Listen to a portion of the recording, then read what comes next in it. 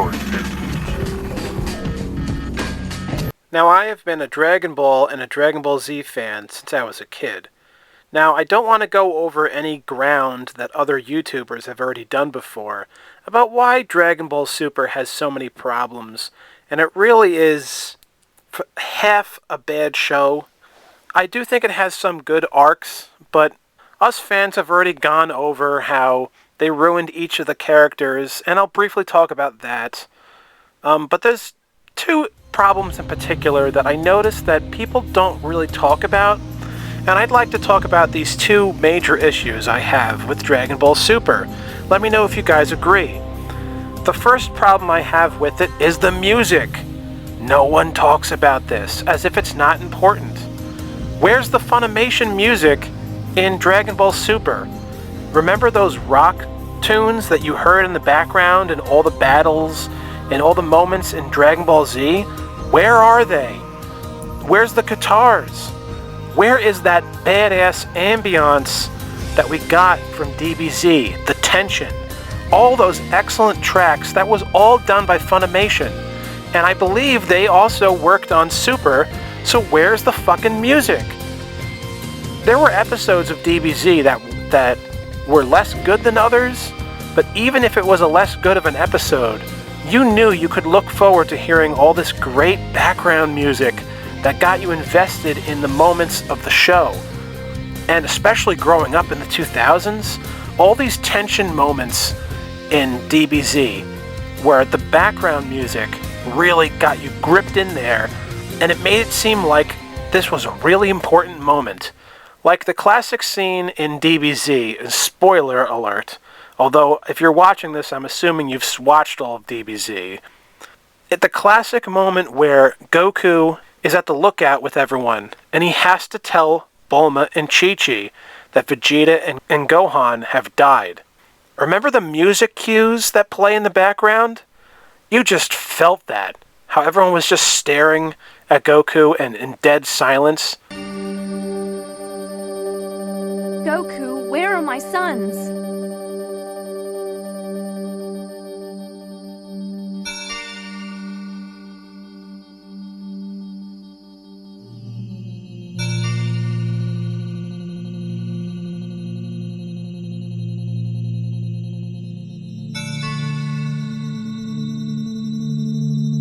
Come on, Goku. And the music was excellent when he first breaks the news to them, and then you can see their reactions. Goten and Trunks are going to be all right. But Gohan and Vegeta are dead.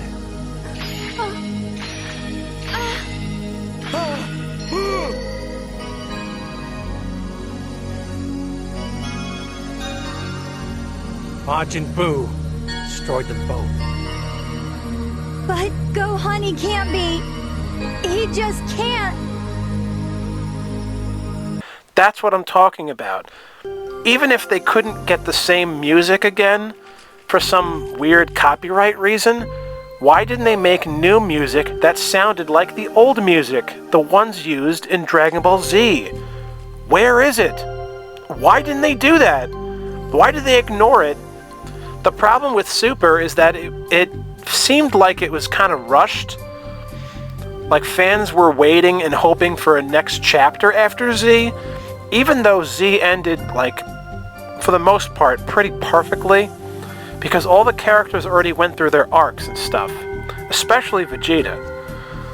So when they brought Super back, I think they rushed a lot of things in it, which is why there's animation issues, and that's also why the music is lacking.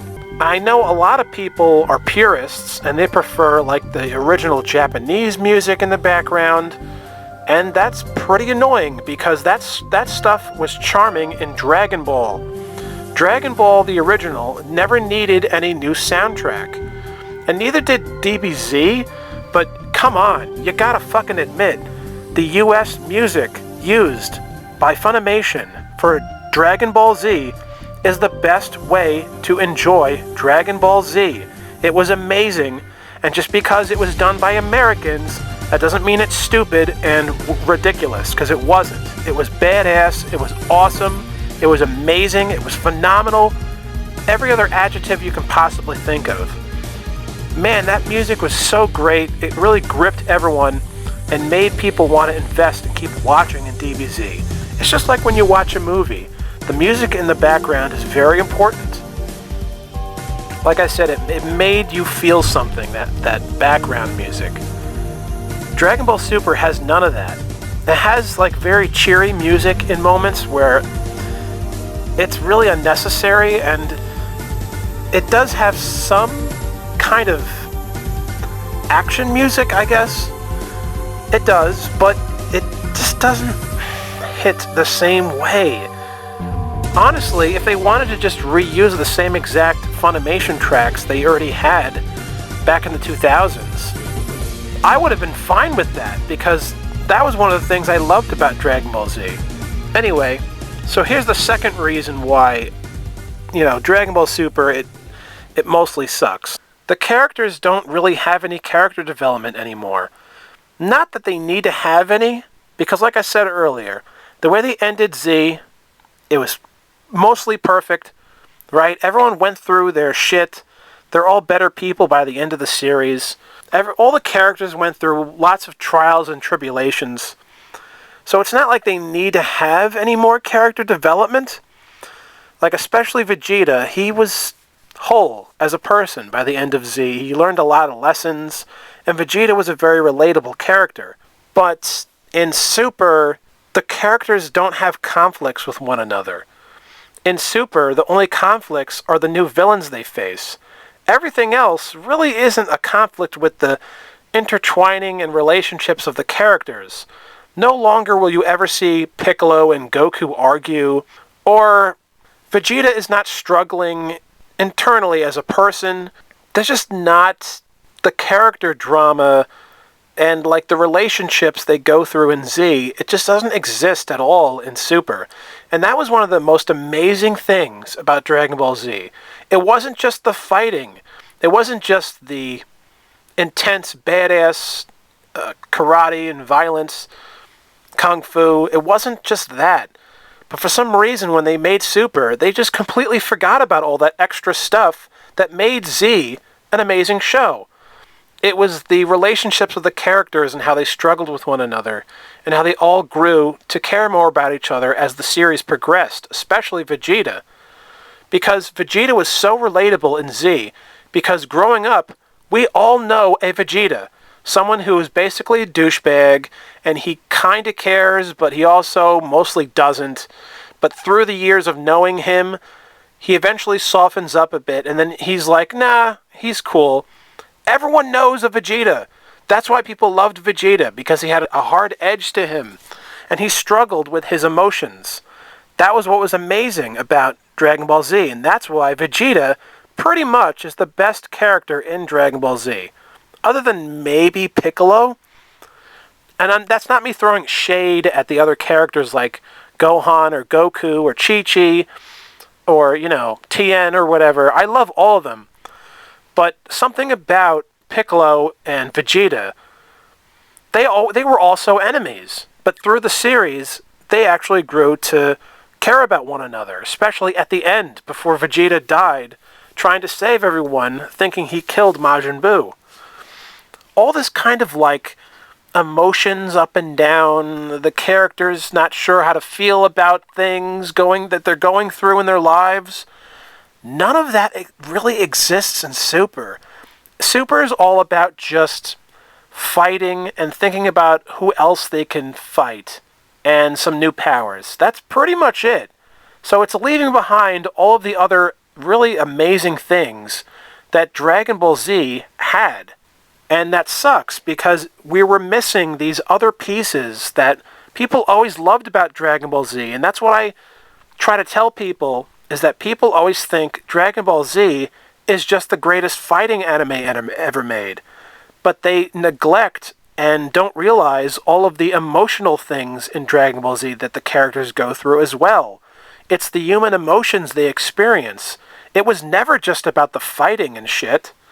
That's why Dragon Ball Z is so much better than what other people may think of it. But Super is fun. but dumb. I don't know. At times it kind of feels like an embarrassment. But now that we're going to get new animation for Super, who knows? Like, the problem with Super is that it got good, really. It got quite good at the end. Really, like, the final couple of arcs.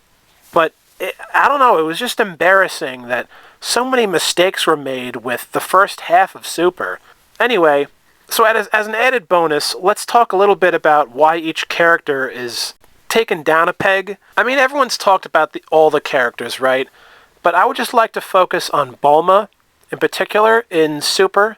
So I love Bulma because I grew up watching Dragon Ball and Dragon Ball Z, and Bulma was a very charming and funny and silly character. What happened to Bulma in Dragon Ball Super? She's just interested in technology now, and that's pretty much it. I mean, she's always been, right, in the past, but now she's just happy and talks about her technology. Where's the humor? Remember in Dragon Ball especially, but it was also in Z, where's all these moments where Bulma freaks out, or, is stressed out about the villains coming, or is, like, making silly expressions? No longer is she, like, sort of in the battlefield and she's like freaking out, like, oh, I don't know what to do. She reacted to things in Dragon Ball Z, like especially on the planet Namek, kind of like Misty in Pokemon when she reacted to how gross she thought bugs were. She was like a funny character, Bulma, and that was what was relatable about Bulma, is that it was cool that she was into technology, but the reason why we fell in love with Bulma was because with the character's humor of her reacting to the crazy shit all the boys were doing. And that was what was fun about the character of Bulma. Okay? It wasn't about her being like, oh, look at my technology. So Bulma was actually ruined in Dragon Ball Super as well. And I don't know if they decided to not make her worried and stuff and scared about stuff going on in the battles because it's a woke thing, or a feminist thing, or whatever, because I know Dragon Ball, the animation, it's an anime, and that's from Japan, and I don't know if things are woke in Japan or whatever, because, I don't know. It's just too bad that happened. Now, I'm not going to get into all the other characters, because all the other characters have already been discussed to death, and about how they all should have been made great like how they were in the past, right? Really no emotions and character development. Because when you think about Dragon Ball Z, it's kind of like WWF or wrestling. Yes, it's about the action. We're here to see, some violence. But what about the storylines? What about, like, the conflicts of the characters and how they disagree about stuff? And it's fun to pick a side and relate to their quarrels. Okay, for another example, like, remember in Dragon Ball Z where Goku and Piccolo had an argument about Gohan? Gohan was facing off against the final form of Cell, and he's nervous, and Goku's like, just go ahead and do it, and he's waiting for him to fight him, and Piccolo has an argument with Goku, and he's like, no, he's very scared, you don't know what you're doing.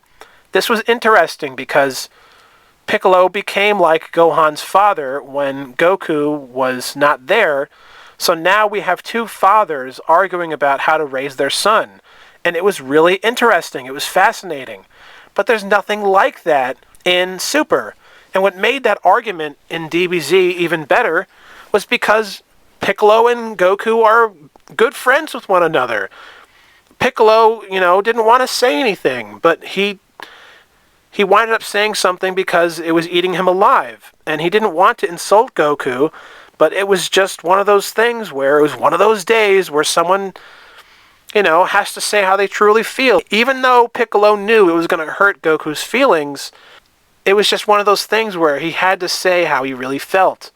And I also think it's a moment where I hate that people always pick Piccolo's side on that. I don't think Goku really did anything wrong exactly. But anyway, that's a whole other video.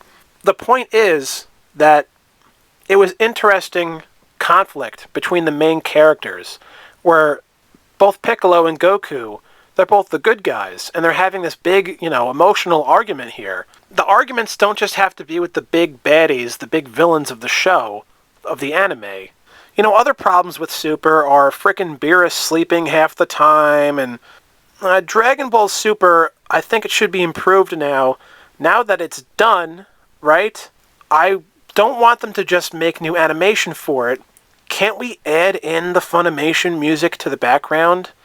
Please, for the love of God, please put that in where it should have always been there. So now, Dragon Ball Super will feel like Dragon Ball Z, how it should be. And also the announcer for the episodes of Dragon Ball Super, I'm not digging it, I'm not cutting it.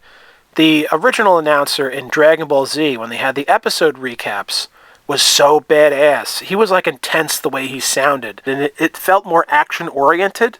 The announcer who does the callbacks for the episodes of Super, and I don't even remember if there is one. Maybe there isn't, but the point is, if there's not one, there should be. If there is one, I don't remember it sounding as badass as the original guy that hyped you up, where you had to wait.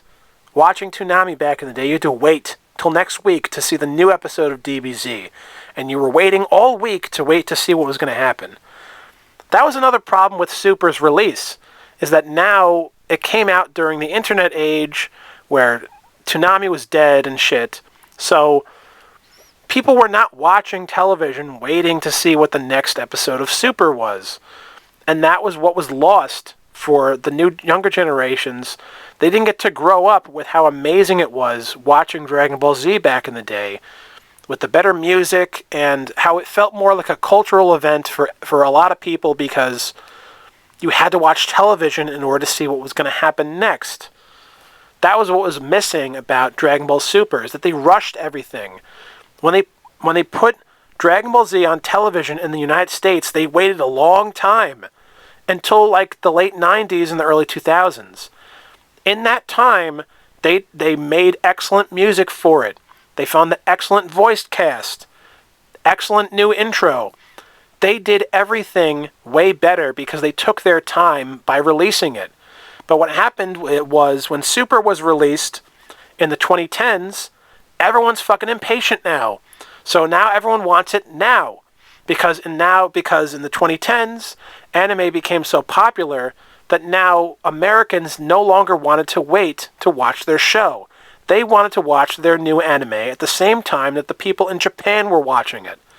So people wanted it fucking now. And that was really annoying. I was more than willing to wait to see how they could improve Super and make it exciting, like how they, had those Western changes in the United States for the original run of DBZ. Those are the reasons why Dragon Ball Z was so popular in the United States. It was the promos, it was the background music, the rock music, all that stuff. That's what made it amazing. That's the things that they did. They improved Dragon Ball Z, Funimation, and Pioneer, that company, and other stuff like that. They made things better by altering things with the titles of the episodes, the music cues, the announcer. They made the show better. And everyone should agree with me, because I don't see how I'm wrong here. Please like and subscribe. Please hit the notification bell so that you don't miss any of my uploads. Tell me if you agree with me or disagree with me. But at the end of the day, we're all Dragon Ball fans, and that's what matters. But thanks for watching, and I'll see you all again real soon.